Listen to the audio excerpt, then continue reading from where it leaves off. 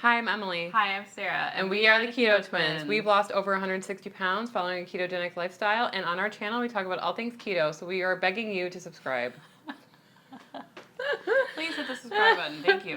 So, I have lost like 15 pounds in the last month, and other people have not. And so we thought it might be a good brush up to go over how to break a stall. What do you think about that? I've seen Emily lose a ton of weight this month, and it's really inspired me to want to take a look at everything that I'm doing and implement some new strategies, if you will, into my lifestyle so that hopefully I can catch up to her.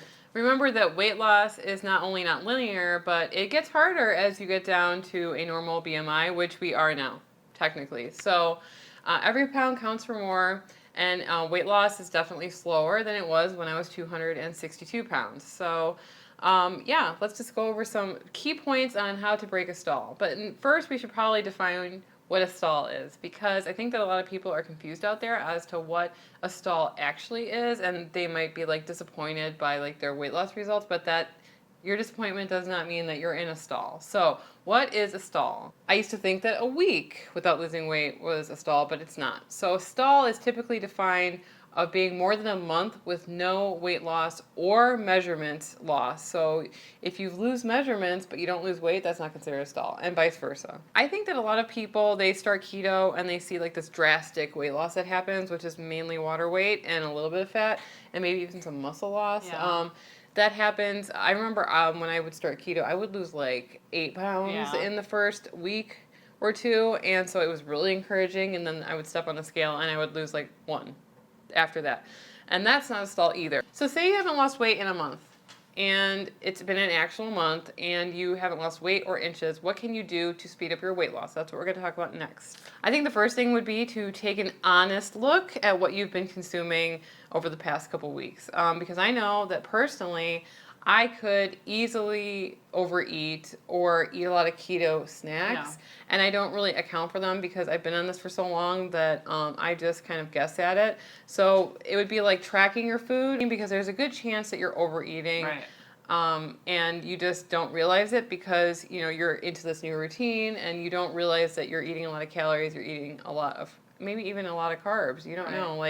You can't just replace keto cereal or keto snacks or have snack bars or MCT super creamer in your coffee and not expect those things to add up after a while. So maybe just be okay, am I eating too much? That's the first step. And if it is, then you can, that's your first. Scale it back. Right, scale it back right away. That's their first thing to try. Even when I take a look back at the things that I've been eating in comparison to maybe Emily, I have been incorporating, more keto snacks because I want to try them so that, we can show them to you guys and whatnot. So I've been, ordering them, and they've been coming and I've been eating them, you know what I mean? Yeah, I don't order a lot of stuff. But I realized that I have been incorporating extra carbs and calories into my normal routine. Another thing that has changed significantly is the fact that I work from home now. And before I was generally eating 1 meal a day, OMAD lifestyle, when I was commuting back and forth. And now I'm at home and, my husband eats lunch.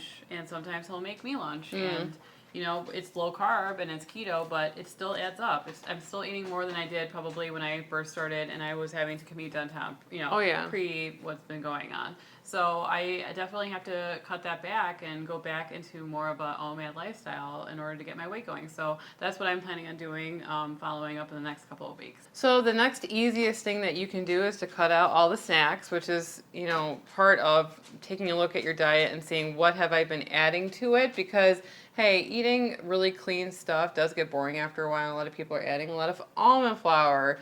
That's really fathead dough. Yeah, that can add up extremely quickly. And so maybe it's time to cut back all the keto snacks just for a little bit to see if your weight loss starts moving again. Keto snacks are very calorie dense. Most of them will actually say on the box, this is not a low calorie food, because they are very high in calories. So just keep a note of that. Maybe cut back on some of those things and only have them as a treat, or don't have them at all for now. If you're focused on losing weight and that's your main goal, then you should cut back as much as possible on those things. One of the easiest things that we do when we're trying to break a stall is to stop putting stuff in our coffee, because Sarah and I don't know if you know this, we drink a lot of coffee, And we enjoy... We always have a pop brewing. Yeah. That'd be funny if it shattered. No. We have a pop brewing all the time. We drink a lot of it. My husband is actually concerned with the amount of coffee that I drink. And so I think that, we kind of like get lax sometimes by adding heavy whipping cream to our coffee or adding like the super like creamy MCT oil. It tastes amazing, but you're adding so many calories, which just goes back to the other thing of time to like really look at what you're consuming and mindless calories. Right. And that you're eating all the time, and try to cut back on those. So this is black coffee. Black. And so that's one of the first things that we're doing is to not use any of the creamers, even the ones that are low calorie or low sugar. We're not using them right now because Sarah really is focused on losing weight. Number 4 is something that we don't do, but we are planning on doing it this upcoming week. And that is consuming way more water. I am embarrassed by the amount of water that I consume. It's like I could go weeks without drinking an actual water. glass of water. Yeah. I mean, coffee has water in it. That's what my argument is when everyone. Oh my God, people make Brad fun of me at work for how little water I drink. Like they always talk about it. Like how are you alive? I get that a lot. And I say, it's like well, water. There's coffee in water, so I am drinking water. There's water in coffee. There's water in coffee. What is coffee? There's coffee in water. There is water in coffee, and that's pretty much what I would drink. But I do realize that I need to be drinking more, and I guess coffee is a diuretic. I don't know. That's what they say. It can dehydrate you. So, I'm going to still be drinking coffee, but I'm going to be trying. Emily, both of us are going to try to drink 1 gallon of water a day this week to see if it does anything for the scale for us. I have never drank that much water in my life. A gallon of water a day. I actually tried to drink water yesterday, and I maybe got like half a gallon in, and it was a lot. I was peeing every hour. Like, I don't like that part of it, but so yeah, this week we're going to be drinking a gallon of water a day, and we're going to see if it helps. Okay, the saddest one that we're going to admit is to cut out cheese and dairy from your diet, which makes life sad, but they're very calorie dense, and they may be adding extra carbs, especially if you're using shredded cheese in your stuff. We've talked about this before. It's one of those carbs that sneaks up into you. Not into you. I mean on you. Yeah. Cheese is awesome. My husband's from Wisconsin, so we have a cheese drawer where everything is cheese in that drawer, only cheese. Shredded cheese, soft cheese, goat cheese, whatever, cream cheese. He takes cheese selection at the grocery store very seriously. We were there for at least 10 minutes, and he picks a new cheese to try. Brad and I always buy the one that's on sale. Really? Yeah, and we're not cheese snobs. When we're in Wisconsin, we actually stock up on cheese. Like, we have a cheese store that we go to that has a lot of cheese, and we come home with pounds of it. So it would be hard for me to cut out cheese, but I think I could do it. I don't, because we have so much, it's not something I crave. Another thing that you can try is to incorporate OMAD, which is 1 meal a day, or IF, intermittent fasting. Typically when I do that, I do see good weight loss. Like, I'll eat 1 giant meal. Like, I eat an absurd amount of mayonnaise and stuff. Anyway, it's disgusting to other people, but I'll eat 1 giant meal, and then I will not eat until 24 hours from that time. And some people think, how can you do that? Well, I am no longer 262 pounds, and I don't require as many calories or whatever to survive that I used to, and I don't exercise, which is going to be one of our other points. But that's also a point that we're trying to make, is that when you start out your weight loss journey, you might weigh, like Emily started off her journey at 262 pounds. You need to ingest a lot more calories to maintain yourself at 262 pounds than when you're 168 pounds. You can't eat the same amount of calories and expect to lose weight. You're a smaller person, and you need less to survive. Do you know what I mean? So sometimes you need to reevaluate, just like we said in the first step, is to reevaluate your weight loss and understand that maybe you need to eat into more of a deficit. Some of the more strict people would be calling that recalculating your macros. Sarah and I are lazy in that we don't want to. I don't want to count calories and stuff like that. I may have to start at some point, but not today. I would just rather eat just once and shovel it in my mouth rather than count calories. Well, 'Cause and I you just feel really full after eating Yeah. one meal. Like you can snack all day and not feel full. I mean, you know what I mean? Right. But having one really like caloric meal, I mean, it's really hard to eat like how much if you're gonna eat 1,200 calories or even less. 1,300. Yeah. Yeah, like it's hard to get that much in when you're sitting there and eating like cheese and meat and fat and stuff like that. So it works for us to eat like OMAD. But We just like to reiterate that like we don't follow like counting our macros and stuff like that just because I don't know. I'm lazy, so I just eat that way. Like I said though, a lot of people they swear by it, which is great. I don't really want to weigh my food. I don't want to like obsess over stuff like that. Like I can understand like if you're in the beginning of your weight loss journey and like you have a date set that you think that you should be this weight, but Sarah and I are kind of like I'm kind of in cruise control for the most part on this diet, which is more of a lifestyle. So what the end point is never. and we so die. well, I mean, I really don't think that losing 20 more pounds, which is my goal, is going to like put me on the Victoria's Secret fashion show runway. You know what I mean? I'm too old for that anyway. But you know what I mean? Yeah. I'm not going to be wearing a two-piece bikini ever. I'm not going to be like if I lose 18 more pounds, which is my goal, that's great, but like it can take there's nowhere to go anyway, nothing to do anyway right now. Yeah, we're not. Well, we're So- not. That's we don't really have an end goal here. I'm not in a rush. Let's just put it that way. I have not even seen myself at this weight ever. And like I was probably this weight. I'm 168 pounds now. I was probably this when I was 11. Yeah. And so I'm still getting used to me being this weight, and I'm not in a rush to lose the last 18. I would like to, but I would like to also enjoy eating. Just, I'm just going to be honest about that. Well, that's the good thing about keto, a ketogenic lifestyle is like you get to eat really good food, and so we're like not at a rush to the bottom or something like that. It's just like we're just gonna get there.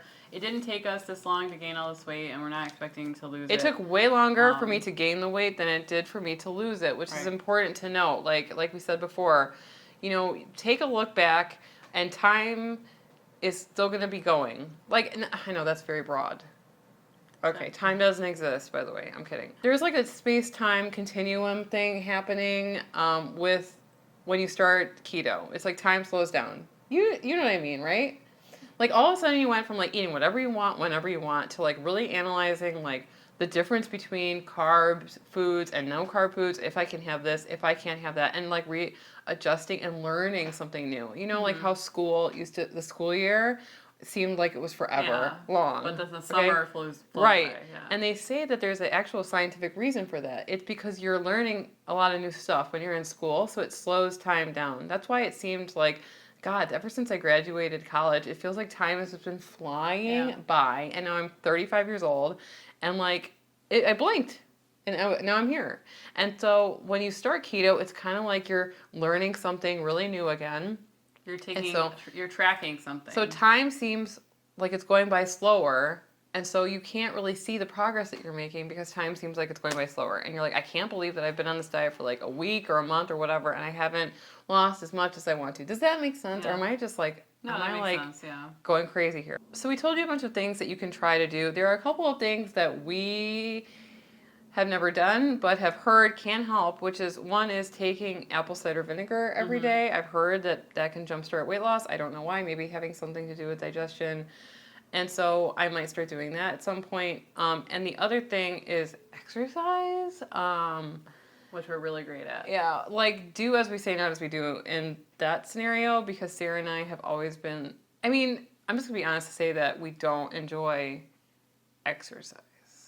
And I see so many great people on YouTube like that are very inspiring and that's cool, but still we have yet to do that. I'm not lazy, I just don't like to move a lot. Not that I don't like to move a lot, like I like to like garden and stuff like that. I just don't feel like you should be running unless someone is chasing you. I used to say that if you see me running, call the police. Yeah. Anyway, so exercise is something that you can incorporate. But we haven't. That. So at some point we're gonna. I would like to do maybe like a challenge video, because I feel like if I am like held accountable by this channel and held accountable by you guys, if you guys want to see me work out, comment below. Comment below with maybe a challenge. You guys can motivate us. Let's make it. 21 days. Well, I mean, we tried to do a squat challenge, but you couldn't walk after like the second day. Oh, yeah, that was horrible, yeah. Anyway, I'm not gonna like commit to anything. It scares me. The main point of this whole video is that you have to change it up because your body gets used to what you're doing. And guess what? Fat is kind of like a survival mechanism in case there's famine or you can't get access to food. They have that store, and your body doesn't necessarily want to give up your stores of fat in case something like that happens. The way that we live is like so unnatural. Don't you think? I don't think that a lot of people realize that, though. Yeah. Like, civilization, as we are living in it right now, did not exist hundreds of years ago, thousands of years ago. You know what I mean? So the food was just not plentiful and anywhere. There was no, like, Jewel Osco or Mariano's or a grocery store. You had to go hunt your food, and you had to go collect it, and you didn't have not food all the hundreds time. of years ago, but like people went through periods of being extremely poor or not having access to every fruit and every vegetable that they ever wanted all the time. We don't, like, this is getting into like, you know, a subject that, but I'm just saying that your body's mechanisms for keeping fat was to keep you alive, and so it doesn't necessarily want you to drop as much fat as possible. Other people say that when you lose weight, the fat comes out of your cells and is used as energy. Right? And then it is filled as a placeholder with water. Okay, so your body just kind of goes, well, your body we'll doesn't keep want to these- get rid of these right. cells because, you know, if you eat something, it wants to be able to store it for future use or whatever, Right. the extra stuff that you're not using every day to survive.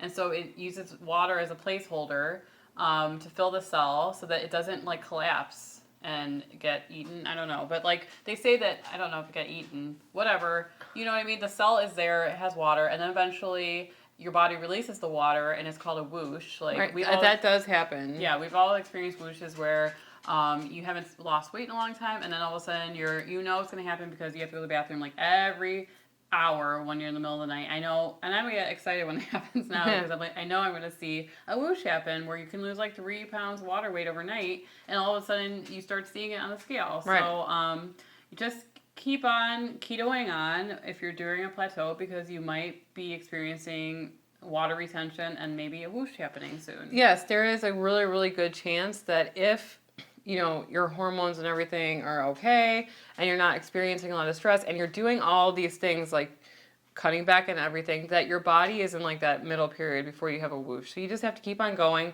What is the other choice? Honestly, you have to keep going. One of the other things that Sarah is planning on doing is she got a higher dose sauna blanket sent to us by Higher Dose because they were sick of hearing her complain about it. And so they want to see her results with it. So she's going to be incorporating that in her routine every night. And I hope that that helps you lose weight.